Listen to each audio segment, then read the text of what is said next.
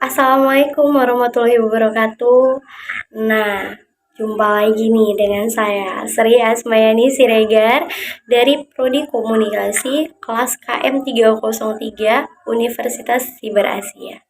Nah, di sini saya akan mengasih 7 tips and trik dari aktivitas public speaking saya sebagai seorang SPG handphone.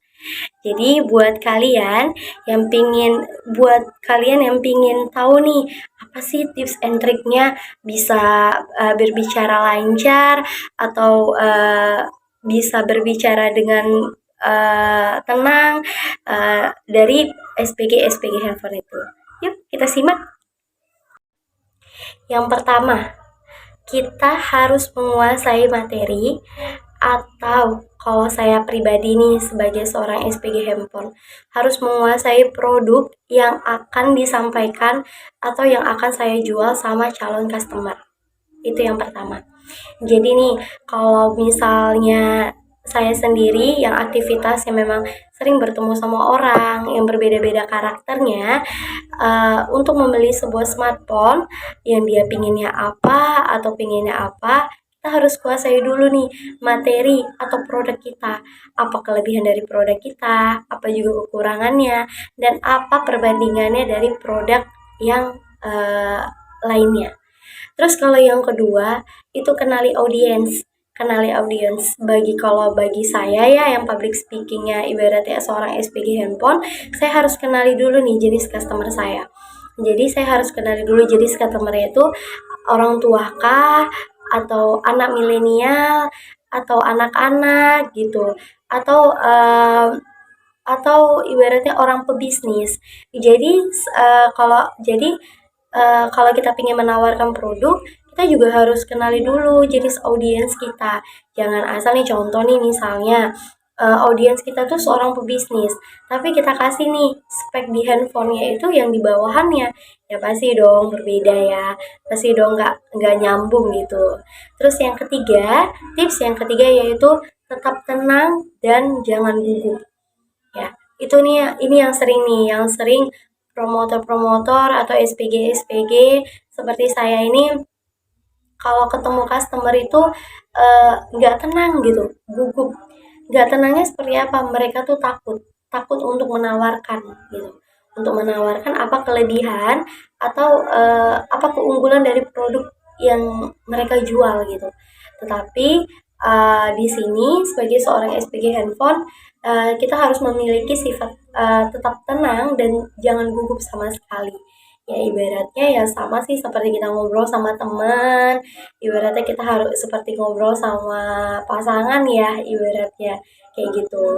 Terus yang keempat itu lakukan interaksi dengan customer itu gitu.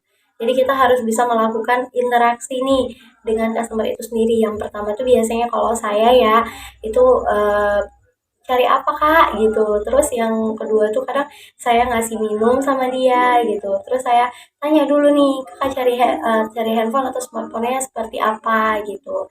Terus saya harus tanya lagi kebutuhan kakak itu di mana gitu.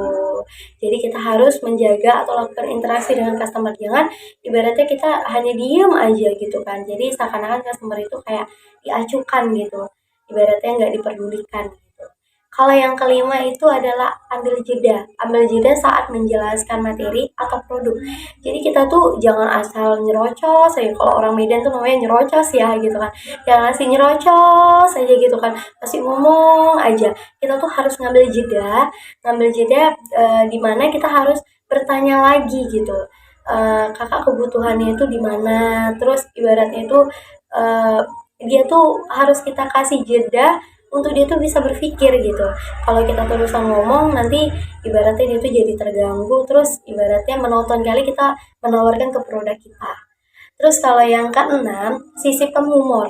Jadi sisipkan humor ini ada ya sebagian kayak kita tuh bercanda, kayak membuat lelucon kepada customer. Jadi contoh nih misalnya kayak saya sendiri nih, karena sisipkan humor ini sering kayak gini. Kakak cari handphone yang pingin efeknya tuh bagus kan gitu. Jadi ibaratnya kayak artis-artis telegram, artis-artis papan atas gitu. Jadi ibaratnya customer itu nggak bosen gitu, nggak bosen mendengarkan kita gitu. Jadi harus ada sentuhan-sentuhan humor-humornya sedikit gitu. Terus yang ketujuh nih, yang terakhirnya tips dan trik dari saya itu yaitu bicara secara perlahan. Jadi nggak boleh tergesa-gesa, juga nggak boleh terburu-buru juga.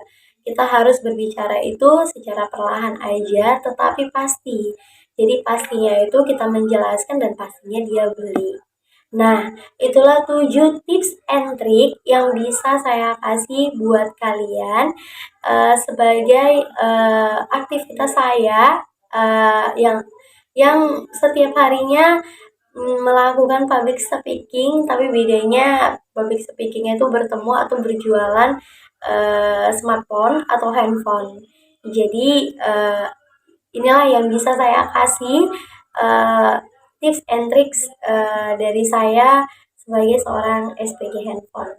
Semoga bermanfaat dan kalau misalnya salah atau misalnya apa saya mohon maaf. Terima kasih.